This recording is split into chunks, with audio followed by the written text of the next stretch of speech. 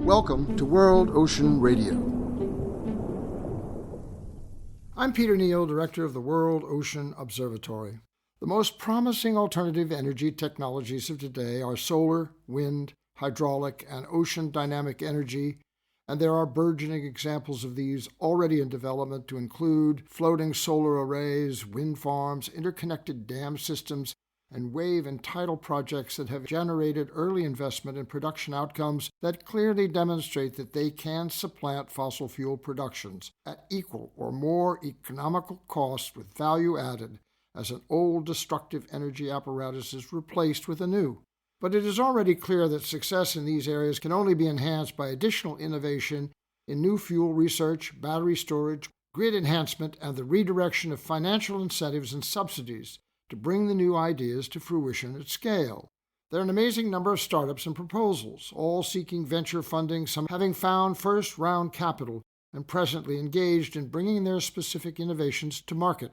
But external forces, reflective of the omnipresent subversion called greed, remain, as we see today, in the banking system and irresponsible corporate behavior. Battery technology is moving at the speed of imagination, and it seems likely that new and far more efficient and less destructive batteries will be close behind the now conventional, heavy, and expensive lithium and cobalt-dependent models, the expansion of which is stalled in controversy over negative land and deep ocean mining conditions and outcomes. There are exciting possibilities. For example, an iron-air battery that mixes iron oxide and water in a closed container that releases the oxygen and hydrogen to react and make electricity in a recurring cycle, or a battery based on molten sodium and salt, or a battery based on a new material developed for electrodes that enable a solid-state battery, notorious for degradation or failure, to maintain and renew charge indefinitely, or the creation of lignodes, anodes derived from lignin, a chemical compound that gives strength to wood, that recycled or grown from sustainable forest practices may substantially reduce the acquisition, manufacture, and environmental cost associated with alternative anode material production. Almost every day, a new idea for better battery development is forthcoming. All good. I continue to ask about geothermal energy production in the ocean and on land. The effect of that technology has been successfully demonstrated by the now ubiquitous heat pump, energy derived from the temperature differential in the air or ground that has become the go-to system for economical small-scale home heating, still expensive to install even with subsidies available, and still not yet at scale enough to make much of a dent in our continuing demand for fossil fuels.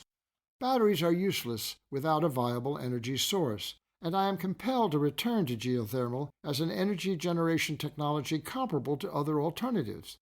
Some successful projects exist in Nova Scotia and Indonesia. There is the notorious example of Iceland, where 66% of the homes are already heated by 5 power plants using geothermal energy. The ocean, of course, is the greatest heat pump of them all, regardless of warming, still offering a temperature differential to drive the system to create energy for general use, not to mention for desalination plants located adjacent to coastal installations. Think of all those oil well shafts and platforms on sea and land. Might they not be redrilled, retrofitted, and adapted to this new technology, capturing energy from the temperature differential from core to surface and through the water column? Rather than leaving these to dereliction, including the communities on which the industry had previously relied, is it possible to reuse those structures and refit and renew their utility in a less polluting, more effective, and socially rewarding use than abandon?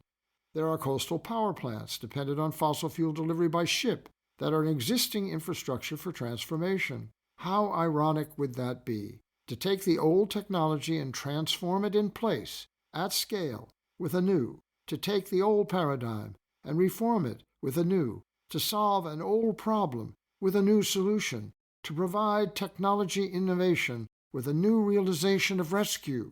R for renewal, E for environment, S for society, C for collaboration, U for understanding, and E for engagement. We will discuss these issues and more in future editions of World Ocean Radio. World Ocean Radio is distributed by the Public Radio Exchange and the Pacifica Network in collaboration with WERU-FM, Blue Hill, Maine. Find us wherever you listen to podcasts and at worldoceanobservatory.org, where World Ocean Radio episodes are now searchable by theme. Find the Rescue series by clicking on the Solutions banner.